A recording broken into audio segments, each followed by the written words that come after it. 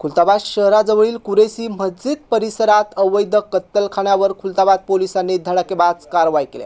Police निरीक्षक प्रशांत महाजन यांच्या पथकाने छापा टाकत तब्बल 50 जिवंत गोवंशांची सुटका केली। यावेळी एक गोवंश कापलेल्या अवस्थेतही आढळून आला। कत्तलखाना चालवणाऱ्या संशयिताविरोधात गुन्हा दाखल करण्याची प्रक्रिया सुरू असून परिसरातील इतर अवैध कत्तलखानेही उद्ध्वस्त करण्यासाठी नगरपालिका आणि प्रशासनाला पत्रव्यवहार केल्याची माहिती पोलीस निरीक्षक प्रशांत महाजन यांनी दिली।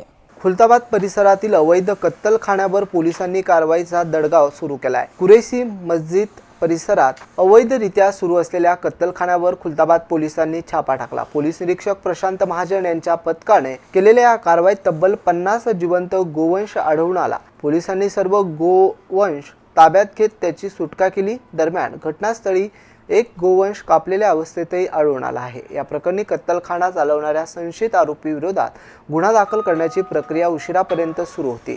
तसेच परिसरातील सुरू असलेल्या इतर अवैध कत्तलखान्यावरही कारवाई करण्यासाठी नगरपालिका प्रशासनाला पत्रव्यवहार करण्यात आल्याची माहिती पोलीस निरीक्षक प्रशांत महाजन यांनी दिली आहे। आज खुलताबाद पोलीस स्टेशनच्या अंतर्गत प्रॉपर खुलताबादमध्ये कुरेशी मस्जिद परिसरामध्ये आम्हाला बातमीदाराकडून बातमी मिळालेली होती की अवैध कत्तलखाना सुरू आहे। त्या ठिकाणी आम्ही पहाटे छापा मारला असता एक गोवंश हे कापलेल्या अवस्थेमध्ये आम्हाला मिळालेलं होतं। तसेच आम्ही त्या परिसराची तसेच त्या जवळच्या भागाची रेकी केली असता त्याच्यामध्ये अजून आम्हाला 50च्या आसपास गोवंश मिळून आलेले आहे। सदरचे गोवंश हे मिळून आल्यानंतर आम्ही आता सध्या त्या ठिकाणी पंचनामा करून गुन्हा दाखल करण्याची प्रक्रिया सुरू आहे। सदरचे गोवंश हे सध्या आम्ही गोशाळेमध्ये जमा करण्याची प्रक्रिया सुरू आहे। नाही, या सदरचे कत्तलखाने हे अवैधरित्या चालू होते। यापूर्वी त्यातील एका कत्तलखान्यावर आम्ही 2 आठवड्यापूर्वी कारवाई करण्यात आलेली होती। या कारवाईच्या दरम्यान आम्ही नगर परिषद खुलताबाद यांना लेखी पत्र देऊन सदरची जागा ही अवैध कत्तलखाना असल्यास ती डेमॉलिश करण्याबाबतचाही आम्ही पत्रव्यवहार केलेला आहे।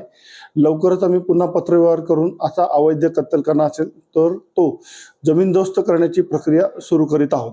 निश्चितच हा श्रावणाचा पवित्र महिना सुरू आहे, तर यामध्ये आम्ही मोठ्या प्रमाणात गोवंश ताब्यात घेतलेला आहे। यापुढेही जर अशा प्रकारची जर आम्हाला माहिती मिळाली तर निश्चितच आम्ही आत्ता ज्याप्रमाणे 50 गोवंशाची सुटका केलेली आहे, मागच्या वेळेस पण आम्ही 9 गोवंशाची सुटका केलेली होती।